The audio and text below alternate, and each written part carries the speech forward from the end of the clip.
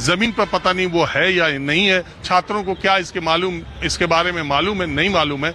मैं इन्हीं सब बातों के लिए जिन लोगों का रिजर्वेशन है, जो लोग इसके विपक्ष में हैं या इसमें किसी तरह का बदलाव चाहते हैं, वो क्या चाहते हैं और इस नियम के बारे में भी क्या क्या जानकारियां हैं, छात्रों से ही बात करते हैं। देखिए, मेरे बात करते करते रोल बैक यूजीसी रेगुलेशंस, ये आप लोगों ने क्यों आप चाहते हैं रोल बैक को, पहले ये बताइए। पहले मैं बताना चाहता हूं कि रोल बैक यूजीसी रेगुलेशन ये जो 13 जनवरी 2026 को आया है, यह यूजीसी का और केंद्र सरकार द्वारा सुव्यवस्थित संगठित सामान्य वर्ग के शिक्षक के लिए, कर्मचारियों के लिए, छात्रों के लिए मॉब लिंचिंग का बिल है। इससे सिर्फ सामान्य वर्ग के शिक्षक, छात्र और कर्मचारी हर विश्वविद्यालय में, हर शैक्षिक संस्थानों में डर के माहौल में रहेंगे, क्योंकि इससे ये तो दुरुपयोग करने का प्रोत्साहन बिल है, क्योंकि इसमें जो दुरुपयोग करेगा उसके ऊपर कोई सजा का प्रावधान नहीं है, कोई जुर्माना नहीं है, कोई दंडात्मक कार्रवाई नहीं है, तो दुरुपयोग करेगा। जिस तरह की नियुक्ति को लेके, प्रमोशन को लेके, एडमिशन को लेके, तमाम चीज में आपसी मतभेद होता है, संघर्ष होता है, इसके लेके इसलिए इसको दुरुपयोग करेंगे ही।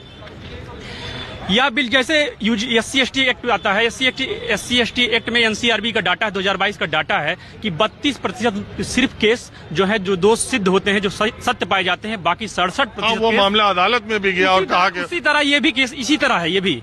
तो मैं इनके लिए कहना चाहता हूं कि इसके पहले भी कोई तथ्य नसी था जिसे उसे खुदा होने के यकीन था, तो यह बिल इनको वापस करना पड़ेगा। यह सामान्य छात्र वर्ग के जो छात्र हैं, शिक्षा के कर्मचारी हैं, इसके लिए अंतिम लड़ाई लड़ेंगे, संसद से लेकर सदन तक लड़ाई लड़ेंगे। लेकिन देश के शिक्षा मंत्री ने कहा है कि कोई भेदभाव नहीं होगा, हम आश्वस्त करते हैं कि कोई पक्षपातपूर्ण नहीं होगा।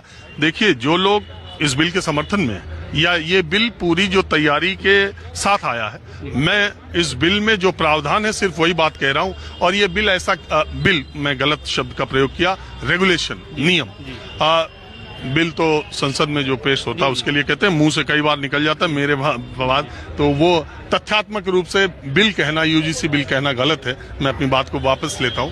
यूजीसी रेगुलेशन की जो लोग तरफदारी कर रहे हैं या जो लोग बनाने में इसमें शामिल थे, उनका ये कहना कि जातीय आधार पर भेदभाव जिन वर्गों के साथ हुआ है या होता है, और जातीय आधार पर जो वर्ग इस देश के समाज में शैक्षणिक, आर्थिक और सामाजिक रूप से पिछड़े हुए हैं, सेफगार्ड उन्हीं को देने की आवश्यकता है। ये उनका तर्क है। क्या यूजीसी, क्या केंद्र सरकार यह सुनिश्चित कर पाएगी कि भेदभाव सिर्फ सामान्य वर्ग को छोड़ के बाकी सबके साथ होता है? सामान्य वर्ग के साथ भेदभाव नहीं हो सकता है।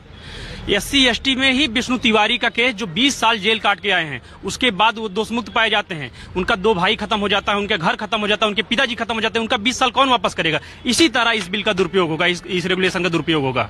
ये कैसे आप सुनिश्चित कर पाएंगे?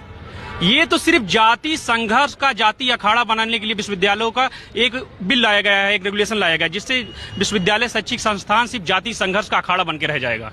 तो जो इसके पक्ष में, जो लोग इसका कह रहे हैं कि सामान्य वर्ग को ऐसा क्यों लगता है कि उन्हीं के खिलाफ शिकायत होगी?